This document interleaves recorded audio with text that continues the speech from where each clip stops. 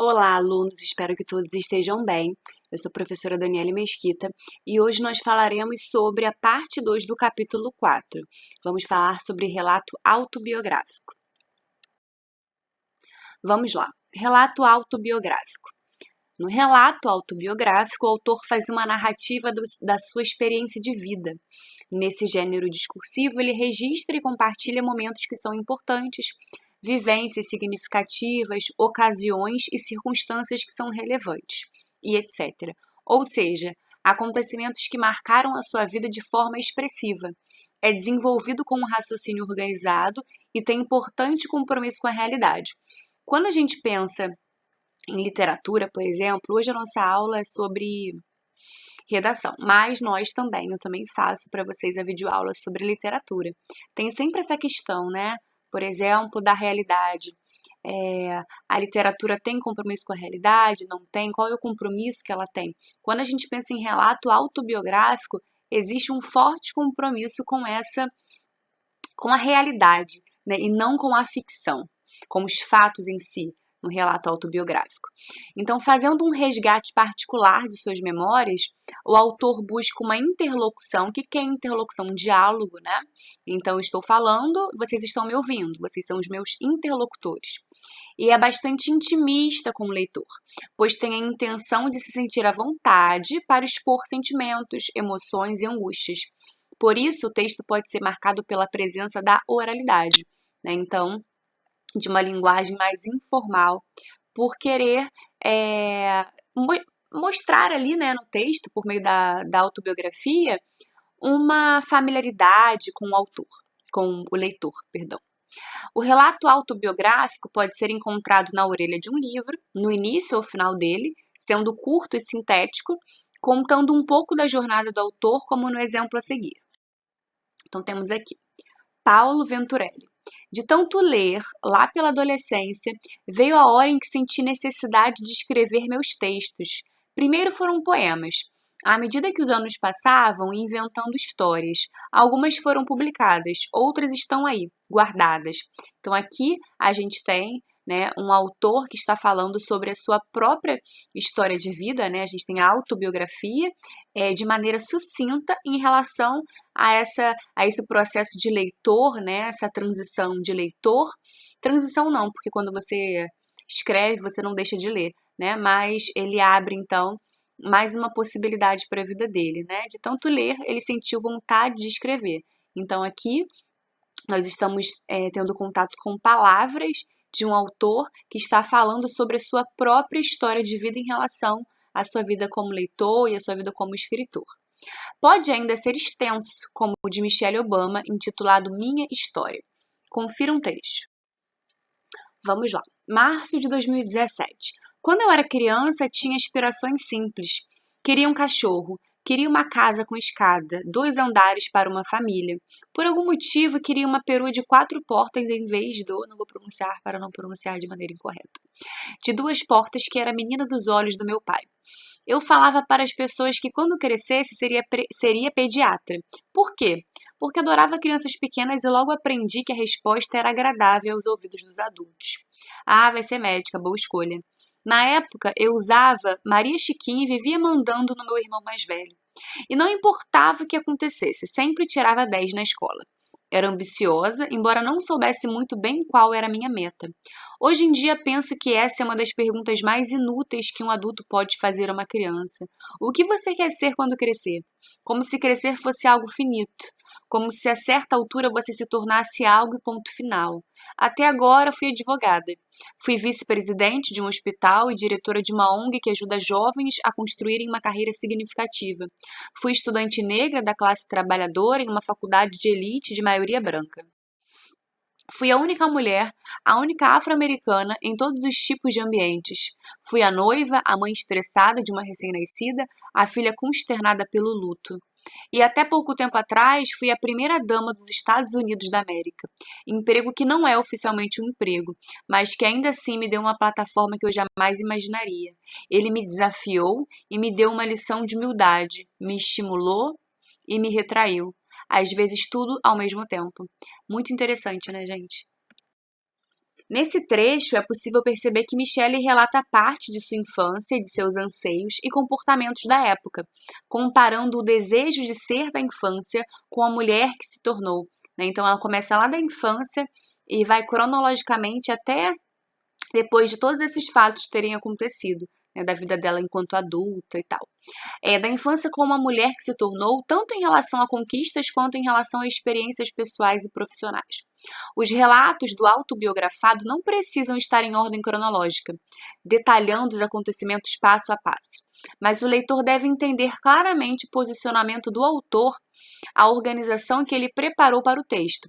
Nesse sentido, o uso de marcadores temporais que podem ser, então, quais são as classes gramaticais que marcam tempo, né, que dão ideia de tempo, que podem ser verbos, locuções verbais, advérbios, locuções adverbiais, conjunções, preposições. É importante para que o texto seja coerente e coeso. Releia um trecho do relato de Michelle Obama e perceba os marcadores utilizados. Então, nós temos aqui vários. Vamos observar essas palavras que estão destacadas, né?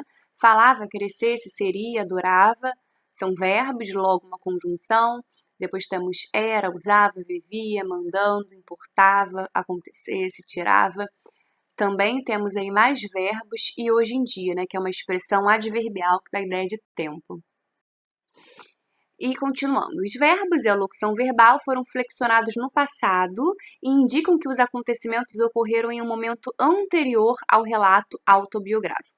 Então, aconteceram antes, né, dessa escrita. O advérbio de tempo indica que ela imediatamente aprendeu que a resposta que dava era agradável aos adultos à época. Há também a presença de locuções adverbiais de tempo, que indicam tanto fatos do passado como fatos atuais. Na época, passado, hoje em dia, presente, né? E também um verbo flexionado no presente, indicando que ela pensa atualmente sobre a pergunta feita para ela quando era criança. Então, a sequência de todos esses elementos reconstitui para os leitores a ordem dos acontecimentos de maneira clara e coesa. Então, aqui diante do relato autobiográfico, né, por mais que não exista a necessidade de uma ordem cronológica para contar os fatos, né, nós temos essas classes gramaticais que nos ajudam a entender de maneira mais pontual o que a autora, né, está nos dizendo, está nos contando sobre a vida dela. Nem sempre o autobiografado é o autor. Muitas vezes o texto é desenvolvido por um escritor fantasma, ou seja, alguém que não recebe os créditos de autoria, ficando eixos com aquele que o contrata. Né? Então aqui temos uma questão bem polêmica, né? Sobre acerca desse escritor fantasma. Contexto de produção. Como vimos anteriormente, o relato autobiográfico tem a intenção de narrar uma jornada, supondo que ela será interessante e produtiva para seus leitores. Então, aquele que está contando sobre a sua vida provavelmente acha que aquilo de alguma maneira vai acrescentar, né, a vida de quem está lendo. Mas também é importante saber onde encontrar esse gênero. Ele pode ser apresentado na modalidade escrita, como o livro de Michelle Obama, ou o trecho sobre Venturelli, já apresentados, e na modalidade oral, em palestras, seminários, conferências, áudios, como os depoimentos em podcasts, vídeos de que as palestras do TED Talks são exemplo entre outros. Normalmente, na modalidade oral, o autor se apoia numa sequência de fatos para não perder o foco, né? Porque sabemos que na oralidade é mais fácil de perder o foco. Na escrita nós temos é comum que a gente escreva, reescreva, né? A gente também pode reformular a nossa fala, né? Entretanto, se a gente reformula muito, o discurso acaba ficando enfadonho, né? Então, normalmente na modalidade oral, o autor se apoia numa sequência de fatos para não perder o foco. No entanto, mesmo com esse cuidado, as falas podem ser entrecortadas e informais. Há hesitações, repetições, truncamentos, reformulações, ou seja, características que são comuns da oralidade, né? Características comuns da oralidade, porque a gente reformula o tempo todo. Entretanto, há uma preocupação maior com essa autobiografia, né? Com esse discurso autobiográfico, quando se diz respeito à oralidade, uma vez que é mais fácil de se perder. Entretanto, ainda assim, claro que vai haver repetição, hesitação, né? Você sabe o que são TED Talks? São vídeos com conferências sobre diversos assuntos, como tecnologia, entretenimento e cultura, que narram experiências importantes, significativas, por meio da jornada de personalidades que são referências do tema abordado. Objetivos. Então, a finalidade do relato autobiográfico é revelar a trajetória de vida, de alguém, mostrando o exemplo da sua experiência. Geralmente conta histórias de pessoas que superaram dificuldades e obstáculos e depois desse percurso alcançaram então a realização pessoal, a tão buscada, Dessa forma, tem a intenção de motivar ou inspirar os leitores a pensarem de acordo com o que foi relatado. Então, quais são as características básicas? Temos aí a predominância de linguagem informal e bastante intimista, predominância de verbos no passado, pretérito perfeito, pretérito mais que perfeito, embora o pretérito mais que perfeito, o estudara, seja mais formal. Então, como a linguagem é informal, nós temos principalmente pretérito perfeito e imperfeito. Presença de elementos da narrativa, lembram, nós já falamos sobre isso, espaço, tempo, personagem, narrador. Narrador em primeira pessoa, porque é autobiográfico. Compromisso com a verdade. Presença da oralidade, não é necessariamente escrito de forma linear, podendo apresentar saltos no tempo por meio de flashbacks ou flash forwards. Não sei se assim se pronuncia, gente. Se estiver errado, me perdoe. O sujeito como autor da própria história. O leitor vai encontrar nesse gênero histórias pessoais que, por meio do passado, explicam o presente e apontam ideias para o futuro. O autor faz um balanço da sua vida, expõe vulnerabilidades, ou seja, problemas, preocupações, e lacunas e obstáculos, narra momentos de positividade e superação e com essa experiência finaliza evidenciando qualidades em sua história que possam ser aproveitadas em situações de vida semelhantes, Ou seja, se pessoas estiverem passando por situações parecidas, elas podem aproveitar, podem tirar proveito daquela história. Caráter pessoal e caráter público. É comum que alguns leitores confundam um relato autobiográfico com um diário. É preciso lembrar que o diário em si pode ser utilizado como um interlocutor do autor, Ou seja, como assim interlocutor do autor? Interlocutor, como eu falei, é com quem se fala. Então, muitas vezes, quem gosta de escrever diário, quem gostava de fazer, eu fazia, Muitas vezes a gente começa, querido diário. Então, você faz do diário, você faz daquelas páginas o seu interlocutor. Então, é preciso lembrar que o diário em si pode ser utilizado como um interlocutor do autor ou como um espaço em que o autor conversa consigo mesmo. Ou seja, o texto é menos formal e mais detalhado. Já os interlocutores do relato autobiográfico, então agora se você escreve uma autobiografia, quem compra o seu livro, Já os interlocutores do relato autobiográfico são pessoas que têm interesse nas impressões, experiências e visões de mundo do autor desse gênero discursivo. No relato autobiográfico, o autor escreve para um público, menciona apenas o que quer revelar ao seu público, porque ele pode não querer contar a vida toda, ao seu público leitor, e seleciona previamente os conteúdos que pretende narrar, com foco em consideráveis acontecimentos e experiências, então é aquilo que ele acha que é mais importante. Atualmente é muito comum anônimos desenvolverem textos com essas características nos mais diversos meios de comunicação e interação da internet. Um exemplo são publicações de experiências pessoais expostas em redes sociais em formato de texto ou de vídeos como os storytelling. Presença no vestibular. Não é comum a produção de um relato autobiográfico ser solicitada, que bom, nos exames de vestibular, em função do compromisso que esse gênero discursivo tem com a verdade. No entanto, é necessário estar muito atento a todas as características do texto, porque aparece com frequência na coletânea de textos motivadores, ou seja, é significativo para o desenvolvimento da redação. Uma curiosidade a respeito do gênero é que ele é bastante cobrado em entrevistas de vagas de emprego, pois é uma forma de identificar o perfil e as experiências do candidato. Flashback é a interrupção da sequência narrativa para interpolar eventos ocorridos anteriormente. Então, aí temos dois conceitos, Flashback, você está contando a história, está seguindo uma lógica, uma sequência narrativa, mas aí você para de seguir aquela lógica, né, e passa a falar sobre eventos que aconteceram antes, né? Você tem ali uma divagação.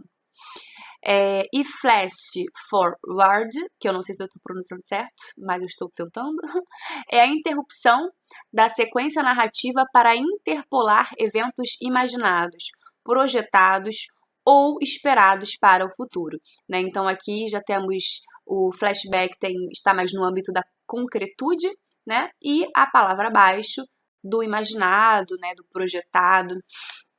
Beleza. Então, gente, eu separei 3 exercícios para vocês. Esses 3 exercícios não estão na apostila, tá? Porque eu dei uma olhada e eu não encontrei nenhum exercício sobre relato autobiográfico, ok? Mas eu procurei na internet e aqui estão 3 questões. Vamos lá. Os gêneros textuais autobiografia e biografia possuem características parecidas, principalmente no que diz respeito ao que está sendo contado no texto. Porém, a principal diferença entre eles é os narradores, enquanto a autobiografia narrada na primeira pessoa, a biografia narrada na terceira pessoa. Letra B. A história. A autobiografia narra os principais acontecimentos de um determinado dia de uma pessoa, enquanto a biografia narra os primeiros acontecimentos da vida inteira. C. A forma de se contar os fatos. A autobiografia é necessariamente escrita em versos, enquanto a biografia é escrita em prosa. Letra D. Os personagens. A autobiografia só pode ser escrita sobre pessoas que tenham alguma importância social, enquanto a biografia pode ser escrita por qualquer um. Letra E. Nenhuma das alternativas acima. É uma questão bem tranquila, né, gente? Aqui o nosso gabarito vai ser letra A, né? A principal diferença vai ser o narrador. Por quê? Porque quando temos uma autobiografia, ela vai ser narrada na primeira pessoa. A pessoa fala sobre a vida dela. Quando temos uma biografia, nós temos alguém que fala sobre a vida de outra pessoa. Então, nós temos uma história narrada em terceira pessoa. Questão 2. Dentre as características abaixo, marca aquela que não diz respeito à autobiografia. Letra A. É um texto escrito em primeira pessoa, aquela que não é, tá? É um texto escrito em primeira pessoa? Sim. Narra os principais acontecimentos da vida do narrador? Sim. Faz parte da categoria de gêneros da escrita de si? Sim. É um texto escrito em terceira pessoa? Não. É comum que as autobiografias publicadas sejam escritas por autores consagrados? Sim. Porque normalmente essas pessoas famosas, né, despertam mais interesse nas pessoas, né, acerca da vida delas. Então, aquela que não diz respeito à autobiografia é letra C. Não é um texto escrito em terceira pessoa, e sim em primeira pessoa. Beleza? Questão 3. Dentre as características abaixo, marque aquela que não diz respeito à biografia. Então, gente, nós não falamos da biografia, né? Nós falamos sobre a autobiografia, mas pela questão, só em ter feito a questão anterior, nós já conseguimos perceber a diferença, né? Como não tem exercício sobre isso na apostila, eu coloquei essas, veio também sobre uma questão sobre biografia, beleza? Mas quando eu terminar aqui de analisar essa questão com vocês, para não dar spoiler sobre a resposta, eu faço uma diferenciação, tá? Dentre as características abaixo, marque aquela que não diz respeito à biografia. Letra A. É um texto escrito em terceira pessoa? Sim. Narra os principais acontecimentos da vida de alguém? Sim. Faz parte da categoria de gêneros que contam sobre a vida de outra pessoa? Sim. É um texto escrito em primeira pessoa? Não. Porque se fosse, então aqui já aproveito para fazer essa diferenciação, né? Porque olha só, bio significa vida, grafia significa escrita. Escrita sobre a vida. Então, tanto na biografia quanto na autobiografia, nós temos textos que vão trabalhar com a escrita, né, com a vida de alguém. Então, você vai contar sobre a vida de alguém. Beleza. Só que autobiografia é quando, se eu escrevo um livro e conto a minha vida, aí eu tenho uma autobiografia. Se alguém fala sobre a minha vida, aí a gente tem uma biografia, porque não sou eu, né, a pessoa a escrever o texto. Então, aqui, o nosso gabarito é letra D de dado, né? Não diz respeito à biografia. É um texto escrito em primeira pessoa. Não, isso não diz respeito à biografia, mas sim à autobiografia. Beleza? Queridos, espero que a aula tenha sido produtiva. Se vocês tiverem dúvidas, por favor, entrem em contato. Vocês podem deixar uma mensagem para mim que eu irei responder assim que possível, ok? Muito obrigada pela atenção de vocês. Até a nossa próxima aula. Bons estudos. Espero que vocês estejam bem, que estejam se cuidando, tá bom? E espero estar também contribuindo para a formação de vocês, né? De uma maneira ainda que um pouco estranha, né? Diante do contexto que a gente está vivendo. Mas é isso, queridos. Bons estudos e até mais.